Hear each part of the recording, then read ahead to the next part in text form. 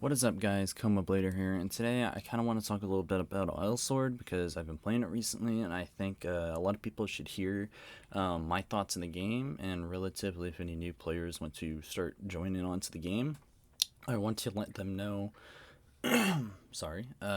about certain issues with the game and how it should, flow and how they should expect the game to kind of like play out with. Elsword is one of the games that lays in my heart as one of the first games I remember playing majorly and grinding. I've met friends in this links playing this game, and I still talk to some of them to this day. But for new players, they might ask, what makes Elsword worth playing, and what makes it unique? Well, allow me to judge whether it's worth your time or not. Elsword is a 2.5D side scroller with great characters from melee characters to overall guns or bows.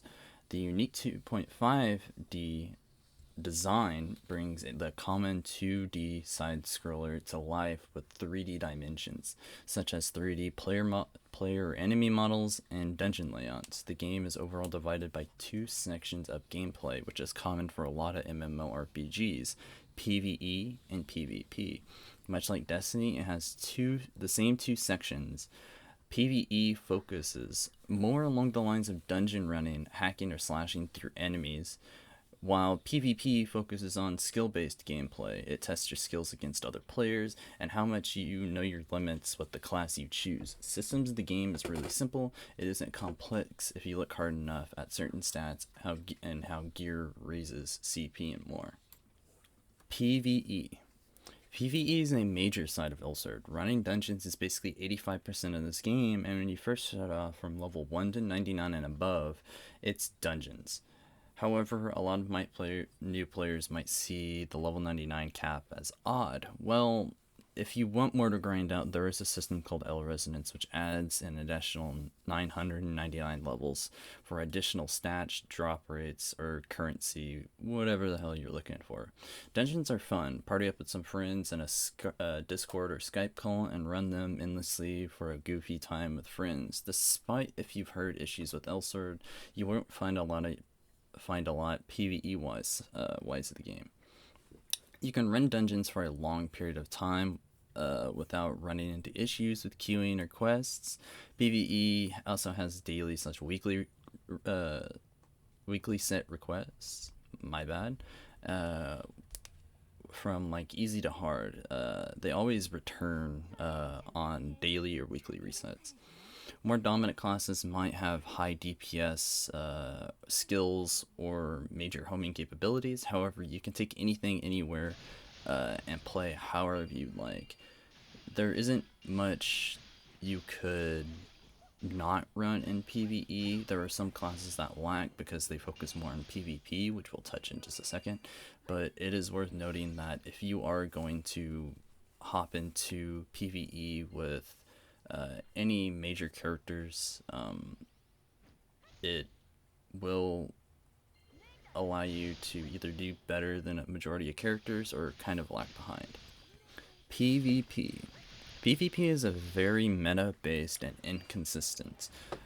Everything depends on what your class is and how you play. First and foremost, connection. Currently, connection is very wonky. People from all over the world play NA and KR. It's going to be very laggy due to how long distance lag functions. Classes sometimes always have an upper hand with a system that is known as super armor. Certain characters can ignore hit, stun, / flinch. Obtaining super armor can be obtained by using skills or command inputs. PvP is extremely inconsistent. Hits don't register server side all the time. Hit numbers are client side, so if you see them when hitting some enemies, but it won't always register the hit to the server. Meta classes are always the best possible classes to play during PvP gameplay to give someone of a large advantage, but gear does still play a big role. In PvP in my eyes is lackluster and overall boring or tedious. PvP years ago had my attention as it was fun and somewhat balanced, and all classes were at one point viable. Sadly, ever since my beginning, since 2011, the game's PvP standpoint has flunked. I wouldn't recommend touching PvP unless you're ready or going for a major item or title. Stability. Stability is probably the only issue that Elsword brings to the table. FPS tends to majorly drop with 3 or more high DPS classes, with half the game being forced to join parties for long or difficult dungeons. You'd see FPS drop plenty, especially with newer characters with fancy skill animations. This is also visible during raids with 6 players total. Since 2011, the game was very great and stable as updates rolled through and nearly equaled the KR server, as NA to this day is the only closest server to KR. As of the most recent years, the game's optimization isn't great. FPS, as stated before, is overall terrible, and overall turning ally skills fully transparent is a much needed option to set. However, that isn't the only thing that's unstable. As someone who spent a lot of time in Elsword's PvP practice section, mainly just known as sparring, entering and joining a room doesn't cause much issue until you join the matches. It'll freeze the game for other players as well as freeze the game. If you attempt to leave, there's a large chance your game will overall crash or just overall disconnecting for an odd reason. As I am not sure what causes these issues, it is worth noting. Stability in my eyes makes or breaks a game, and a lot of people believe this, unlike some games like Skate 3 where glitches and etc. tend to assist the game and its replay and enjoyment values. Elsword's optimization is a game killer, and if the game isn't fixed, it'll only be up for a short while longer, maybe a few years. Pay to win. As Elsword is a free-to-play game, it's free as every free-to-play game is. But there's the pay-to-win aspect of the game. As a majority of the game is great without paying, you can run through the game and play freely. Similarly, using real-world money will lend you additional outfits, extra inventory, more bank, and an account-wide bank, and etc. Elsword, like mobile games, also have a lot of gacha, which rotate 2 or 3 months. As it is RNG, it's not guaranteed that the item will be given along the 7 to 8 piece set. If you were going to load up real cash, buy a costume package and inventory bank expansions. Expansions are the most useful thing in Elsword, mainly equipment, materials, and special inventory tabs, as these will pile up junk as endgame continues and you will need them to be managed heavily. I truly loved Elsword back then, and the characters are majorly lovable. The art is fantastic, and there is a great and fun community despite whoever comes in the spar to bully the other players. If you're looking into this game as a new player, play it. It is worth the enjoyment. As for veterans, pick your poison.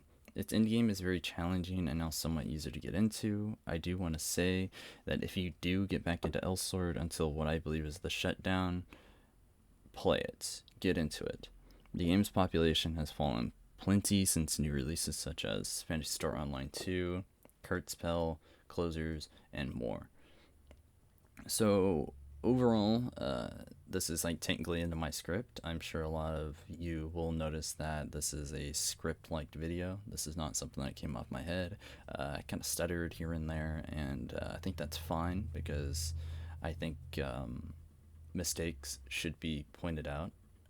And there was a huge mistake I made at the end of this, so I won't be doing any bloopers, sadly, but I do want to kind of touch up on a topic that I do believe in heavily with this game. This game is unique, and it should stand to be unique. Its sister game, Grand Chase, was very much so suddenly shut down, kind of how like Mayfield Story 2, I think, is or currently has been shut down. As it wasn't a subtle shutdown, it was a sudden close, or whatever you want to call it. So everything that happened in Grand Chase is potentially going to happen to Elsword. If majority of the community doesn't know, Grand Chase was shut down for every character to be recycled into the KOG's newest game, Kurtzpell. Kurtzpil is another free-to-play game, though it's 3D MMO, kind of like competitive, like player versus player. I don't think there's much story to behold, but a lot of characters are getting reused in the game. So I do kind of want to portray that I think this game should stay alive for KOG's origins within these games. I'm sure they made plenty more games, but Elsword stands as one of the most unique games as a side scroller, uh, with 3D dimensions, as I've mentioned throughout the review. It's a very short review, but I do just wanted to get this out of here. It's been on the thing that's been on my mind for, I think, about 1 to 2 months now, since me and a friends have gotten back into the game and started it. Um, and it's something that I believe should stay alive because, again, it's unique. It's KOG's origins. Not to mention that they need to do something with it, unless they are literally wanting to shut down this game and just reuse every character, just like they did for Grand Chase for Kurtzpell. And I think that's just dumb. You shouldn't end a game just to reuse something. For example, Call of Duty Modern Warfare that came out recently. Call of Duty Modern Warfare has brought back every character, or majorly every character from the old Modern Warfare games, but at the same time, they haven't stopped with the old timeline. The old timeline still exists. It's just this new game is everything to be included in between, which is what would be called a alternate timeline or something. And that's essentially what Elsword and Grand Chase were. So overall, I believe this game should exist. There should be no point in time where this game closes. It is pretty much the only MMORPG game that exists to this day to have such a unique layout. And I mean, it's so hard to explain because it's a game that I've spent so much time on, and if it disappears, I don't know what I would do.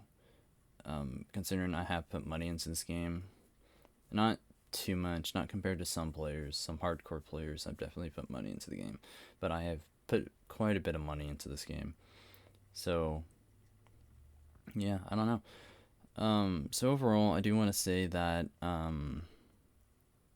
anything in the comments, I will pretty much try to respond to.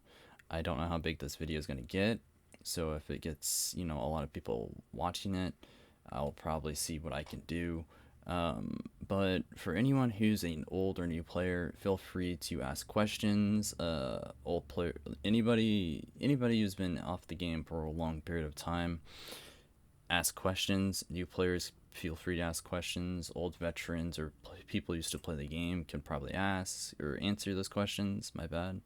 And any old school players or veterans that are looking to help new players, any players that also are on Twitch are worth noting, so you can go to Twitch and help out new players. Because I feel like that's very interesting for old players to do. So, yeah, I think that is pretty much all for my outside the script rant. And may the L guide you. Adios.